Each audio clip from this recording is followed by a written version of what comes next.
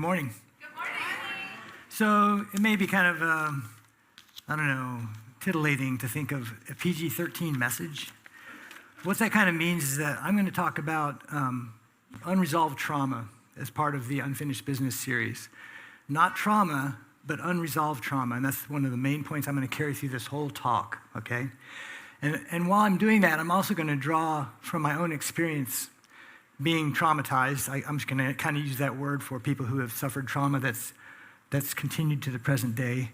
And I'm not going to get into detail. I'm not going to get gory with it. It's simply to show you a couple of very important things going forward that you need to know. And the first thing is that there is healing from this kind of trauma. There is healing. It does and can happen. You would not recognize me today, who you know today, you would not recognize me 20 years ago. Because I had two great cycles of traumatization, if I can say that word. And so I'm just going to put that in there as a matter of hope, not to have a thrilling, visceral experience of the terrible things that happened. No, of course not. But so you know that there is a way out of this, and it's very important. So trauma is a word that is a Greek word. It actually comes from the Greek word trauma. Isn't that weird? Trauma comes from trauma, so who knew? And if you look at Luke 10:34, you find the poor guy that got mugged on the way to Jericho or wherever he was going. And the Good Samaritan came along, right, and it fixed him up. And it says he bathed his wounds or cared for his wounds. That word wounds is trauma. So we can start right off by saying that trauma is pain, it's injury that's been done to me. So trauma is an injury of some sort that has been done to me. And this morning we're going to talk about how the brain responds to trauma. Because there's an extremely important point I'm going to make about 12 minutes from now that refers to the fact that unresolved trauma is what we're talking about. So we're going to try to understand what the brain does when we are hurt. And unresolved trauma is a specific brand that is trauma without closure. Now focus in on this real carefully. And as we go along, you may find you are resonating with this a little more than you thought you would. And if you have, that's okay. We have Pastor Pinion over here will help us out, can talk to you maybe in the lobby or something like that. Unresolved trauma is trauma without closure, and this means that there was no escape from the pain. There's no rationale for the pain. There's no respite from the pain, okay? It's something that happened that could not be solved. That's why it's unresolved. It's something that happened that I could not escape because I was helpless, or was so violently overthrew my sense of having control of my life that I became paranoid, And it could be that there's no end to the pain, like if you were abused over a number of years and you knew that every day when Daddy came home, something bad might happen. That's what no respite means. So trauma is something that we all are going to experience. Unresolved trauma is something that only some of us experience, and unresolved trauma is what I'm going to talk about this morning. Now, the big idea, and this is actually cheating. I want you to know that I'm a cheater, and I got two big ideas into one, okay? Yeah, because that's how I work, and it's professional level. The big idea is I must cleanse the past to heal the present. I'm going to stop right there. I must cleanse the past to heal the present. Sometimes people say, well, that happened a long time ago. I should just get over it. It may have happened a long time ago, but if you never resolved it, it's still here. It's here every morning when you get up. So I must cleanse the past to heal the present. I must heal the present to build the future. Let me tell you something. If you have unresolved trauma, if you have issues with having been hurt by whatever means, and you have not fixed it, and you go into relationships, and you go to work, and you go to your family, you are going to have big problems. You are, because it's going to affect you in ways that make you very difficult to live with. And you might think, well, that's pretty harsh, it's just because I was traumatized. No, we're not about morality and saying things are bad. I'm saying that if you haven't healed this, if it's not been closed up, then all the manifestations, the symptoms, and I'm going to give you 10 here in a minute, they're all going to be operating in your life, and it's going to be sad, and it's going to be hard to do anything worthwhile. So I must cleanse the past by healing the present. I must heal the present if I want to build a future. Now, I want you to raise your left hand and touch your head. Can you feel your brain? Can you feel it? Okay, fine, whatever. Okay. Yeah, we're going to talk about the brain for a second. We've got an awesome verse here. Psalm 139, David wrote, verse 13, "For you created my inmost being. You knit me together in my mother's womb. I praise you because I am fearfully and wonderfully made. Your works are wonderful. I know that full well. okay? David could look at creation and say, wow, this is amazing. I almost said something else. I have a filter on this morning, thank you very much. No, so he could look at that, and he knew, what did he know about the brain back then? Nothing. He knew it was in your head. He was a combat warrior, he probably saw some brains, ew, ick, right? But he didn't know anything, and he still was marveling at God's creative power. Today, we've got electron microscopes, and we've got like billions of stuff I can't pronounce, and we've learned about the brain front and back, left and right, up and down. It's incredibly complex. It's got 3 big areas and 2 halves, and I can't even get into it. It's too much. I can't even talk about it. I'm not a neurologist. I just read books. But the brain is insane, and it has, I'll just say, it's not in the notes, but I'll just say this. It has a very basic part of your brain. It's down here, and it's what makes you so your heart can continue beating and you breathe without thinking about it. Now you're all thinking about it, aren't you? I'm breathing. That's weird, you know? So it takes care of that little stuff. And then there's a big chunk that takes care of emotions. And the little tiny bit finishes wrapping up at birth. The emotional part of the brain finishes wrapping up at age 7. And then there's the rational side that's up in this big bulging thing we call a forehead. Some of you have a 5 head. You know who you are. And it's got so much smarts in it and logic, and it doesn't finish developing till 25, and that's why teenagers. That's why, because the smart part hasn't finished, and it's sad. I used to tell my kids that, and they were so angry. They told me later, I hate when you said that. So the brain's just amazing, and I'm going to talk for a minute about what happens when we're traumatized, what the brain does. And if you've already heard this before, I'm amazed, but just be patient. So when we encounter a threat, whether it's from abuse, neglect, or acts of God, our brain activates our body's defenses. There's actually a package. There's actually a sympathetic and a parasympathetic chunk to the brain. I don't know any more than those words, so don't ask. But pain comes my way, right? A big, mean guy comes up. A dog. Let's have a dog. A lot of dogs in peculiar. I go walking and the dogs come out, rah, rah, rah, right? So the brain sees that dog coming up, whether I got abused when I was a child, which I did, or whether I was neglected, which was true, or whether acts of God happened. I was in the earthquake in Nepal, for example. Or a big, ugly dog comes in. What does the brain do? It sets up a defensive network. It dumps some adrenaline into your body. It raises your heart rate. It makes you super tense and excited. How many of you have done a sport that you felt very passionate about? Any of you? Okay. What did you feel like when you were ready to go out on the field? Right? That's the brain. It's saying, let's do this thing. And it makes this big response so that we have the ability, depending on how our personalities are, to fight or fly away, flee, or to just freeze in place. When I was abused the first time, I froze in place, okay? My brain said, look out. And I said, absolutely. I'm 6. What am I gonna do? I'm gonna stand there and hope nobody sees me like the T-Rex in Jurassic Park. You're just like, you know, and I just hoped he wouldn't see me, but you know, he always did, which is really sad, and we'll get to that in a second. So in most people, in most traumatic events, even breaking your toe, once the threat passes, the brain resets the defenses and processes what happened. So brain says, okay, let's take this adrenaline back down, and let's take this parasympathetic nervous system to clean all that out. Now let's take this experience and write it into long-term memory, where it becomes a memory, and it may have hurt, it may be sad, it may be a difficult time in our life, but we move on because we can, because we're able to. And so we get a normal memory stored away that has a beginning and a middle and an end. For example, we had a thing last night at somebody's house, and they had cake. And so I have a memory. I went to the cake. I ate the cake. I felt guilty. Then I didn't care. I ate another piece of cake. I had a donut. Things went out of control. And then I left and went home and fell asleep. So there's a memory, a normal memory, right? Perfectly normal. That's how the brain works. It does this stuff.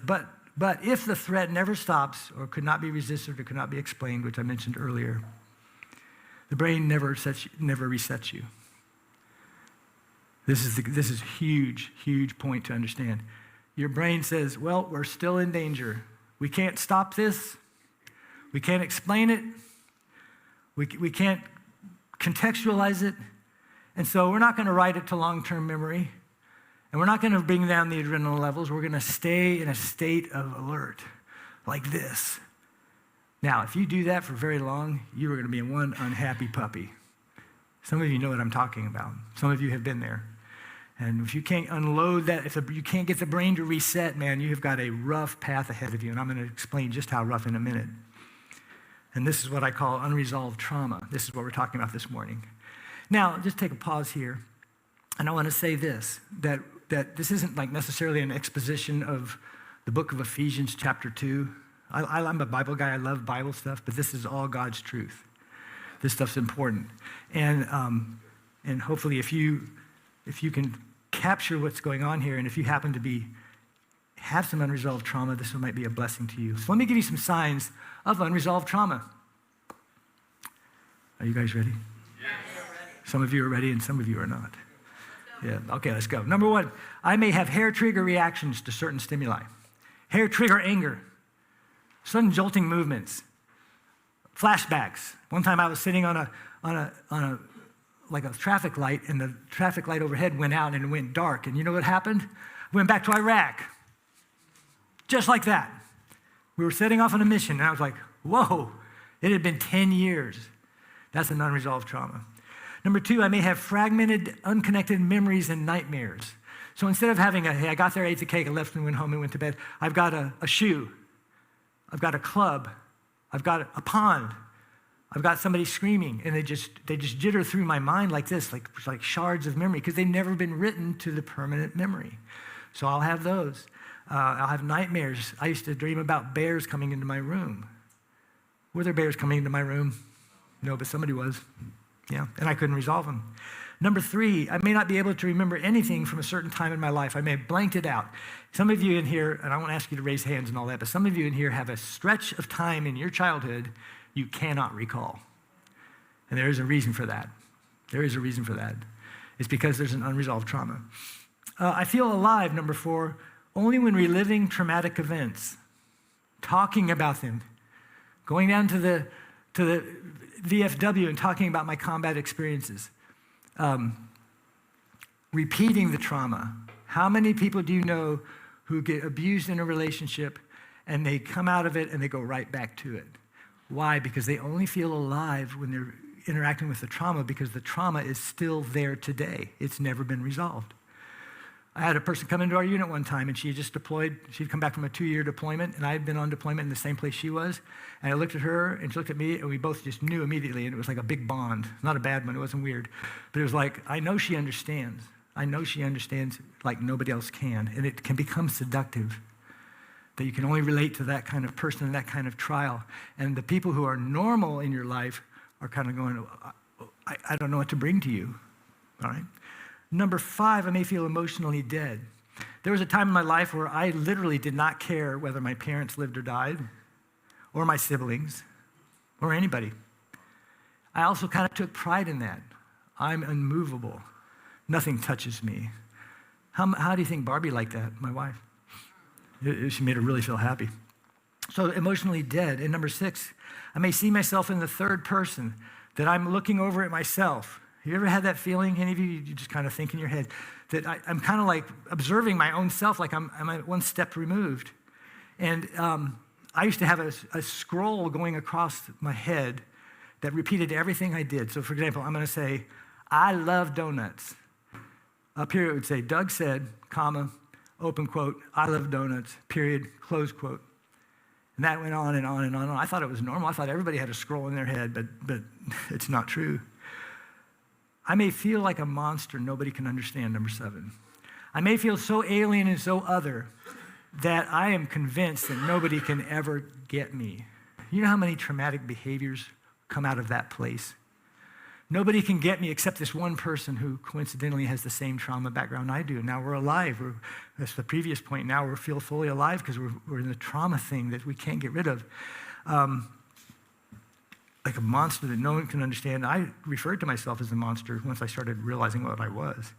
Number eight, I may feel guilty that I survived or that I didn't help somebody else in distress. I had a sibling that was in distress, and our father had a very cruel thing that he did, and I'm not going to get into it, but she was involved and I was involved, and he kind of mixed this horrible pie, just cooked this horrible thing up for us. And I felt tremendous guilt for not rescuing my sibling there, my sister. When I went to Iraq, I felt terrible guilt. One of my sons, big story, I'm not going into it. One of my sons manifested things happened in his life. I had to come back from Iraq. And when I came back, I was so angry at God. And I said, why would you give me two horrible options? Horrible option A, I go back to my son and I abandon my comrades on the field where I should die with them. That's how I felt. And number two, or B, or whatever, I stay in Iraq and I stay with my unit, and then my son needs me and I abandon him in his hour of need. I have no good choice. That's what I thought. It wasn't true. God sorted that out for me, as I'll say in a little bit here. But I felt guilty that I survived. Did you ever feel guilty? I should have done something. Even if you know it's ridiculous. Let me ask you a question. Well, let's see. Who's big in this room? By big, I mean like wholesomely big. A big, powerful Jacob. Jacob, you're big. Okay.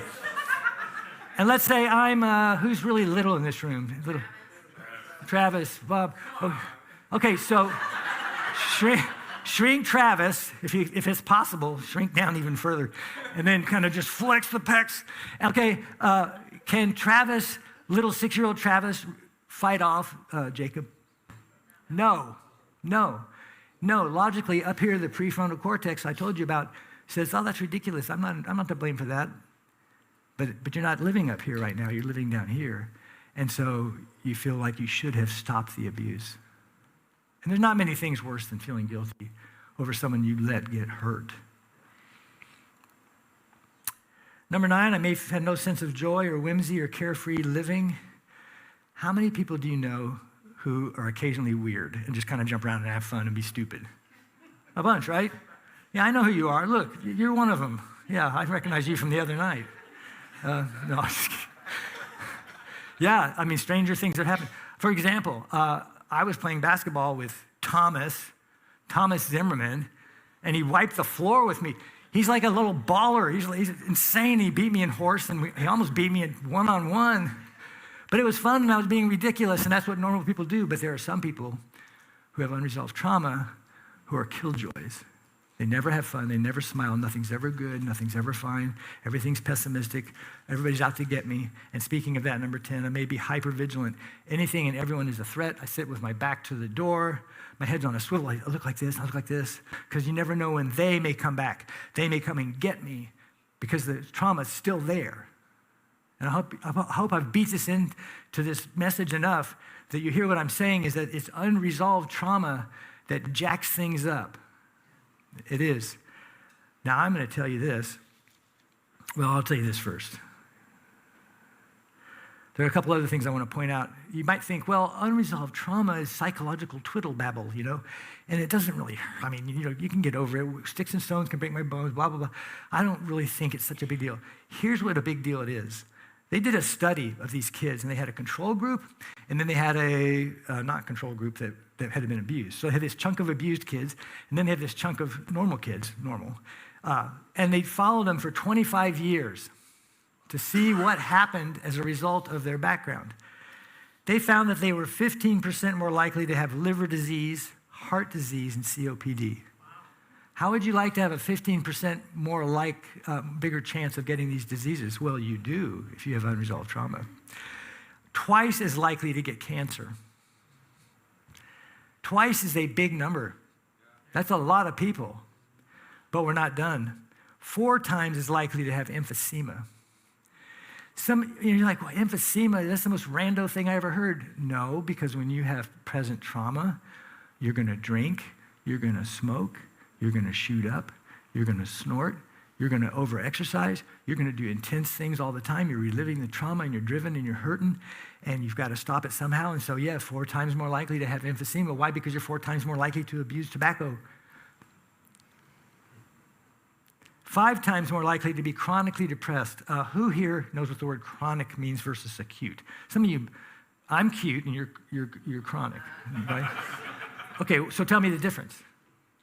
What does chronic mean versus, what's that? Go ahead and say it. It's persistent. It's debilitating. It's continual, right? It's not, you can be depressed because the sun is behind some clouds and your daughter just told you a sob story and you've got unfinished business to do in the yard. That's where my unfinished business mostly is. And so you feel depressed and it's sad. And then next day the sun comes out and you get your job done and you're happy again, right? That's acute. This is chronic. It never quits. So 5 times more likely. And if some of you think that depression is just a made-up thing or that we can deal with it with, I don't even know how to put it, we'll just keep gutting it out. Depression's a real deal. It's real, and it hurts. And number 5, 7 times more likely to be alcoholics. 7 times. Guess who was an alcoholic in my family? Go ahead, guess. Guess. My dad, of course. Of course he was. He had emphysema, too. He was highly obese. It's amazing. So that's what trauma does when it's never taken care of. And of course, there's more to be said, which I won't say. So now I'm going to turn this thing over, and we're going to finish up this little message, this little talk. And I'm going to ask you, I would almost plead with you to understand that I've walked this path. Okay, I'm trying not to cry right now because it was bad. It was bad, but it's good now. Those 10 things, I had all of them. You know how many of them I have now? Just maybe 2.5. You thought I was going to say none, right? None, victory. No, I still struggle with a couple of them, but not that badly. It's not debilitating. So what can we do? Romans 12:2 is a famously overused verse because, we do the Bible dip and dabble and we keep hitting the favorite. Psalm 23 and Romans 12:2 and Ephesians 2:8 and 9 and so forth. That doesn't mean it's not true. So do not conform to the pattern of this world, but be transformed by the renewing of something. What is that something? Your mind, your brain. Your brain, and here's God hacking out truth 2,000 years before they knew there was what is this, parietal lobe or something? I can't even say them. A neocortex, how do you like that? So we want to be transformed by renewing our mind. Then we'll be able to test and approve what God's will is, his good, pleasing, and perfect will. Once we have squared this thing away, we can obey God way better, friends, because you're not dragging this ball and chain wherever you go. So there's 4 little things I suggest to you. First, of course, is to face the problem. This is always going to be true. If you know somebody, if you were sitting there thinking, wow, Dougie's describing my aunt, right? Or more serious, if you were like, how do they know? Then you need to acknowledge that there may be a problem. It's not a sin, it's not bad, but it's not unsolvable either. So face the problem, admit it.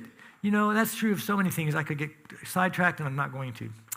Number 2, schedule your first meeting with a qualified professional. First meeting, just do it. Don't overthink it. Call your primary care. Say, I'd like a referral for mental health. Go find somebody who does trauma-type stuff, EMDR. Some of you have heard those things. The TENS unit, the weird little ear thing they do. They do all sorts of weird stuff they found out, like heals trauma.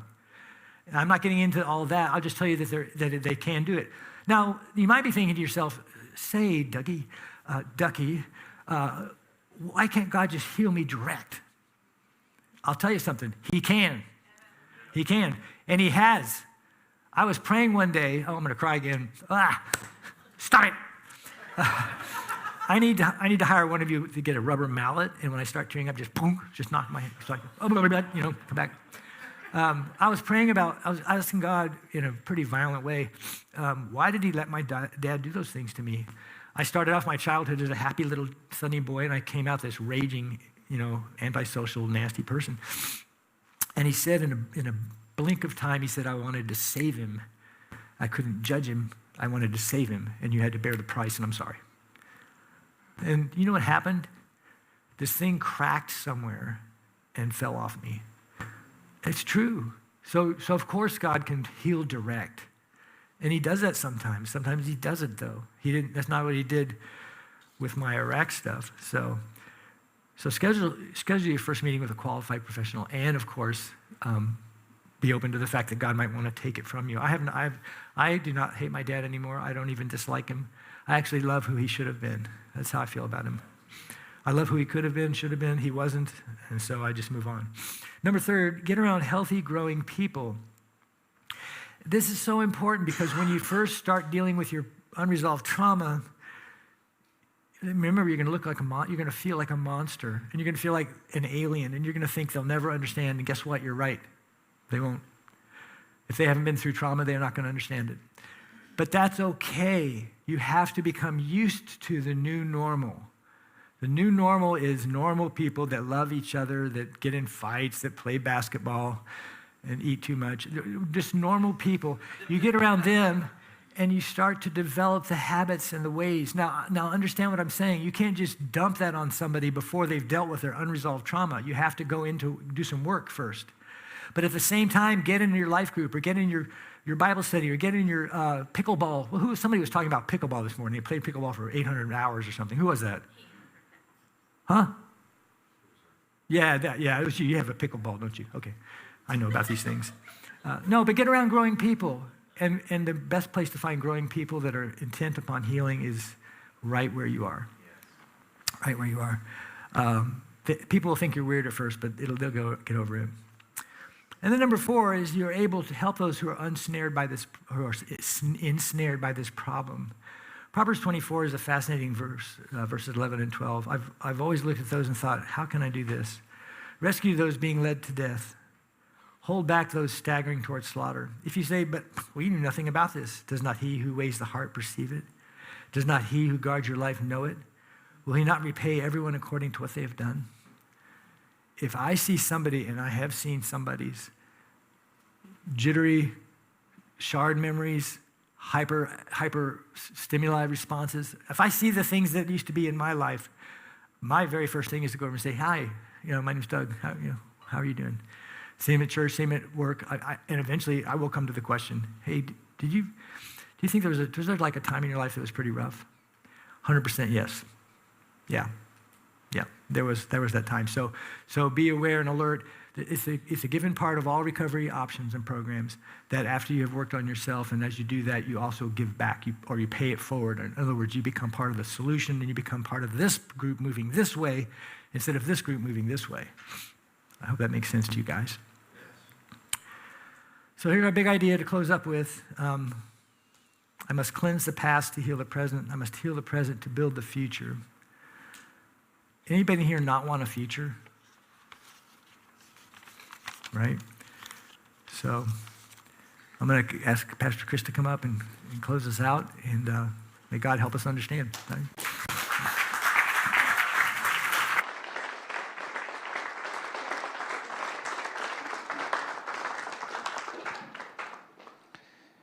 So hang tight.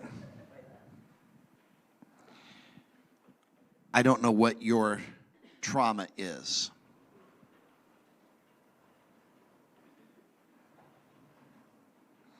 I also don't know what traumas you will face in the future.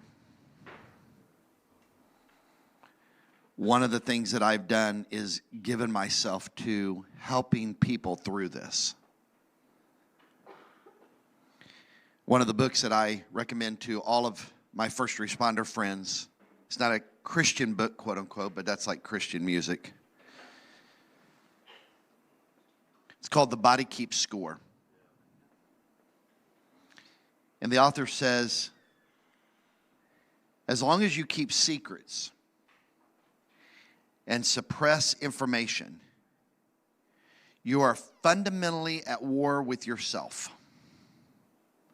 The critical issue is allowing yourself to know what you know. That takes an enormous amount of courage.